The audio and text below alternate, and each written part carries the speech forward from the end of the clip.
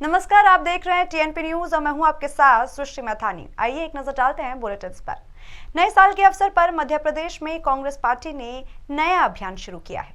इसके तहत पूरे प्रदेश में कांग्रेस ने नया साल नई सरकार का नारा लिखकर बैनर और होर्डिंग लगाए हैं। खास बात यह है कि इन सभी होर्डिंग और पोस्टरों में कांग्रेस नेता कमलनाथ को भावी मुख्यमंत्री लिखा गया है।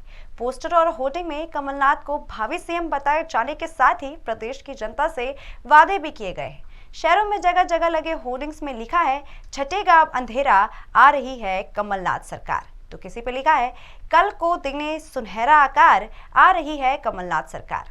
प्रदेश के कई शहरों को इन पोस्टर और होर्डिंग से पाट दिया गया है। बता दें कि पिछले कुछ समय में कमलनाथ जनता से पुराने वादे पूरे करने और नई मांगे मानने का भरोसा दिला रहे हैं। बता दें कि साल के आखिरी दिन ट्वीट करते हुए उन्होंने युवाओं को नौकरी देने का वादा भी किया। उत्तर प्रदेश में नगर निकाय चुनाव टलने से भले ही बीजेपी के नेताओं में मायूसी छाई हो, लेकिन बीजेपी ने निकाय चुनाव के लिए तैयारी करना शुरू कर दिया है।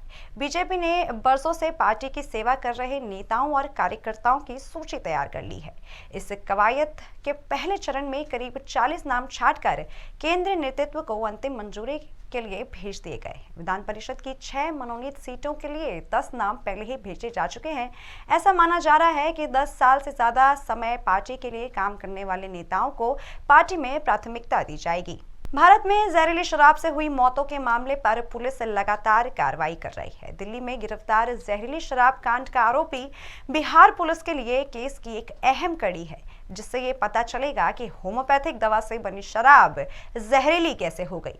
बता दें कि पिछले दिनों जहरीली शराब से सारण जिले के मशरक और इसवापुर सहित 5 प्रखंडों में कई लोगों की मौत हुई।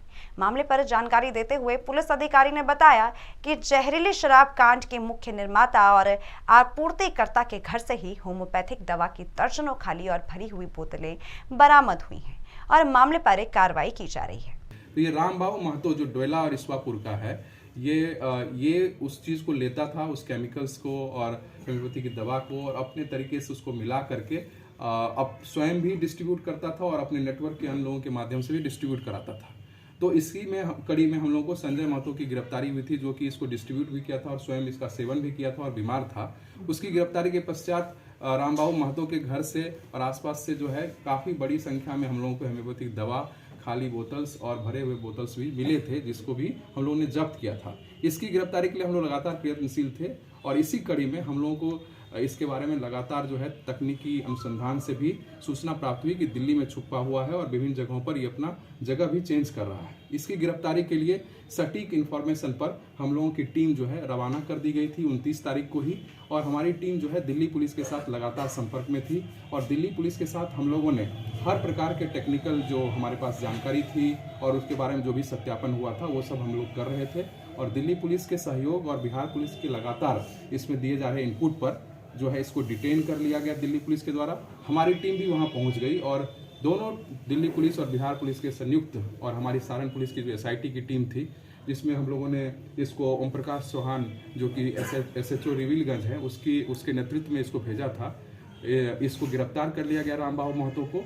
और रामबाबू महतो की गिरफ्तारी इसलिए हमारे लिए महत्वपूर्ण है क्योंकि रामबाबू महतो जो है वही फाइनल इसको बना करके जो अंतिम इसका प्रिपरेशन था, जो प्रोडक्ट था, वो पब्लिक तक पहुंचाया था, हम लोगों तक पहुंचाया था। तो वो हमें वहां से एक कड़ी निश्चित तौर पर इसमें हमारे सामने आएगी कि आखिर क्या इसमें गलती हुई थी, what went wrong that it becomes the poisonous drink. तो ये चीज़ें हमको क्लियर हो पाएगी वहाँ से, और इसीलिए ये बहुत महत्वपूर्ण है और इससे पूछताछ हम लोग करेंगे। अभी ट्रांजिट रिमांड ले करके हमारी टीम इसको लेकर के आ रही है। आने के पश्चात इस पर सघन पूछताछ होगी और निश्चित तौर पर इसमें जो नए तथ्य आएंगे अगर कोई, तो उस पर भी हम लोग काम करेंगे। यूपी में बांदा के जसपुरा थाना क्षेत्र में बोरवेल में गिरे बुजुर्ग के शव का रेस्क्यू किया जा रहा है, जो अभी भी जारी है। पुलिस और SDRF की टीम मौके पर मौजूद है। बताया जा रहा है कि शाम तक बुजुर्ग के शव को रेस्क्यू कर लिया जाएगा। पुलिस के मुताबिक शव के पोस्टमार्टम के बाद ही हत्या या आत्महत्या की बात की पुष्टि की जा सकेगी। बता दें कि बांदा में 65 साल के बुजुर्ग का शव 90 फीट गहरे बोरवेल में पड़ा मिला था। जिसके बाद से ही शव को निकालने के लिए प्रयास किया जा रहा है। लेकिन 48 घंटे बीत जाने के बाद भी बोरवेल से शव को बाहर नहीं निकाला जा सका है। अब प्रशासन ने जेसीबी के साथ पोकलैंड मशीन भी मंगवाई है, जिसकी सहायता से बोरवेल के समांतर दूसरा गड्ढा खोदा जा रहा है। ये जेसीबी द्वारा वहाँ विक्टिम तक पहुँचने के लिए अप्रोच बनाया जा रहा है और जेसीबी सुबह से रात में 1-1:30 बजे तक काम हुआ था, थक गए थे। उसके बाद सुबह अर्ली मॉर्निंग से काम 7 बजे शुरू। नए साल पर फिर से कोरोना का डर सताने लगा है। देश में कोरोना के 265 नए मामले सामने आए हैं। वहीं एक्टिव केसेस की संख्या 2000 को पार कर गई है। स्वास्थ्य मंत्रालय के मुताबिक अगले 40 दिन कोरोना संक्रमण के लिहाज से काफी गंभीर हो सकते हैं। कोरोना के पिछले ट्रेंड्स को देखते हुए ऐसा लग रहा है कि इस बार भी जनवरी कहीं भारी न पड़ जाए। वहीं सबसे बड़ा खतरा दूसरों देशों से आने वाले यात्रियों से है, जिसको ध्यान में रखते हुए भारत सरकार ने कुछ सख्त कदम भी उठाए हैं। इसी कड़ी में 1 जनवरी 2023 यानी आज से भारत में इंटरनेशनल ट्रैवल को लेकर एयर सुविधा लागू कर दी गई है। चीन समेत 6 देशों से आने वाले यात्रियों के लिए RT-PCR टेस्ट अनिवार्य हो गया है, यानी कि उन्हें यात्रा करने से पहले अपनी नेगेटिव रिपोर्ट एयर सुविधा पोर्टल पर अपलोड करनी होगी। ऐसा नहीं करने वालों को भारत में एंट्री नहीं दी जाएगी। आज के लिए बस इतना ही। देखते रहिए TNP न्यूज़।